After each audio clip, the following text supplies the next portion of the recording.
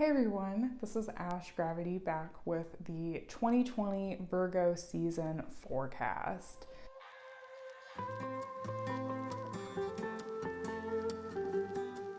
So, Virgo season is the best time to have a perfectly executed dinner, down to the napkins folded perfectly and crisply with care.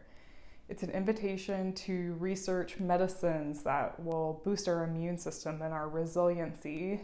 And it's a time for doing the work that needs to be done, whether we will receive recognition for it or not. It's the time for work that carries us from one reality to another. And when we are focused, we cannot see the start or the finish of whatever it is that we're doing.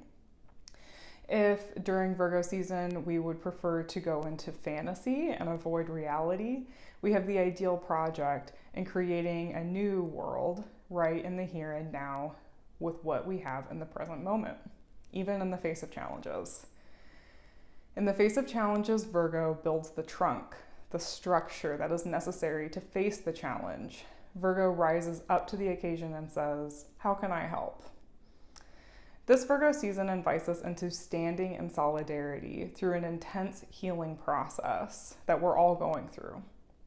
And as we navigate a new world that has constantly changing rules and questionable rules, we'll be asked to get creative and imagine new ways that people can protect and serve their communities. Since mid-May, we have been examining our outdated beliefs, and by the end of Virgo season, it's going to be very clear exactly what wisdom needs to be harvested and carried forward with us and what needs to go in the compost pile. Virgo is ruled by Mercury, the planet, and Mercury is the messenger. Mercury is really not able to be contained into a binary way of thinking. Mercury is what they want to be really at any given moment. They cannot be defined or simply contained. They move between teams and worlds, and when we're asked to work with Mercury like we are in Virgo season, we must acknowledge that we are working with forms that cannot be seen.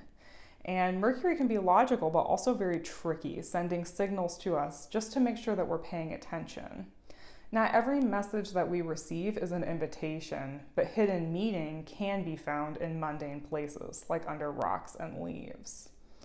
Scorpio always gets the rap for being the most spiritual, thin-veiled time of the year, but I actually think that Virgo season can really give it a run for its money, and I especially feel that way this Virgo season. If you've never worked with plants as allies before, during different sun sign seasons or just in the different seasons of the year, then Virgo season is a really great time to build a relationship with a plant. And I talk about this on my blog in a few posts that I'm going to link to down below. Mercury is associated with the religious, philosophical, and esoteric tradition of Hermeticism, or self-mastery through the process of alchemy. Virgo season invites us into this special process of shedding our ego in order to be of service to our highest self.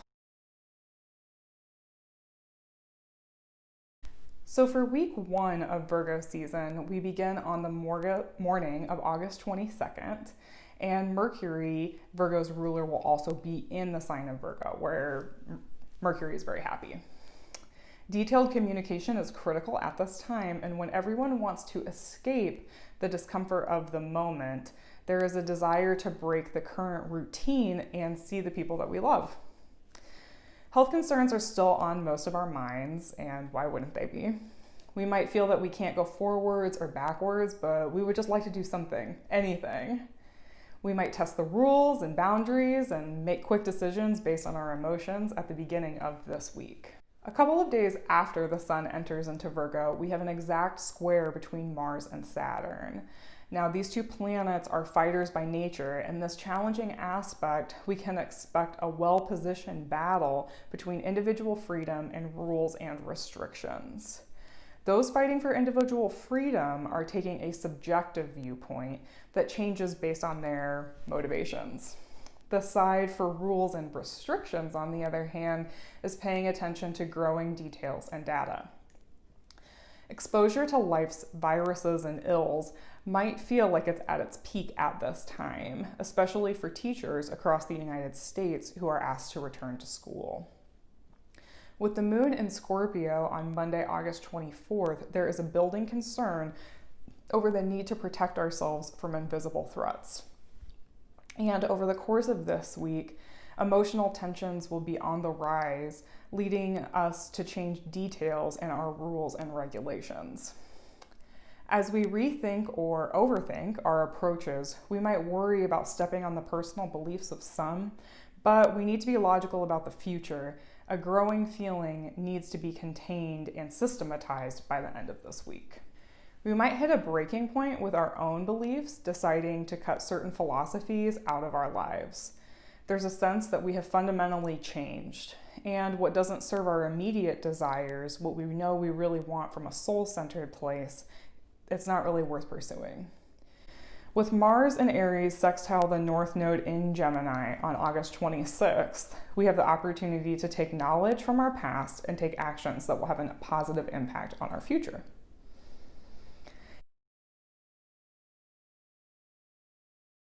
In week 2 of Virgo season, we have to know that sometimes hurt feelings can cause people to detach. And with Venus in Cancer opposite to Pluto in Capricorn at the beginning of this week, we might all need to take a little bit of space to be on our own and figure out how we feel about things. The full moon in Pisces is exact at 12:21 a.m. Central Time on September 2nd, and our relationship to health and healing is illuminated at this time. We're building a new paradigm, and in the face of the unknown, this moon asks us to listen closely to our soul's wisdom. Virgo's perfectionism can lead to stagnation, that feeling of, well, if it's not perfect, then why even try?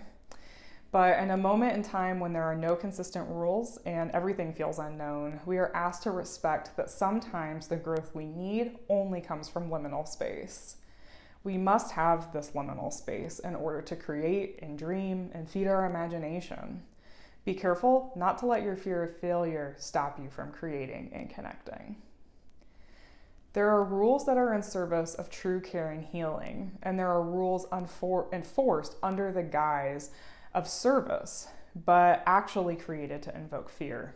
At this time, it will be important to differentiate between what rules are for a real need and what rules are not serving anything other than fantasy. We should be careful about avoiding reality to a point that ultimately puts us at risk. The outcome of actions taken at this time will begin to show later in Virgo season when Mars stations retrograde. On September 5th, Mercury, the planet of communication, enters air sign Libra.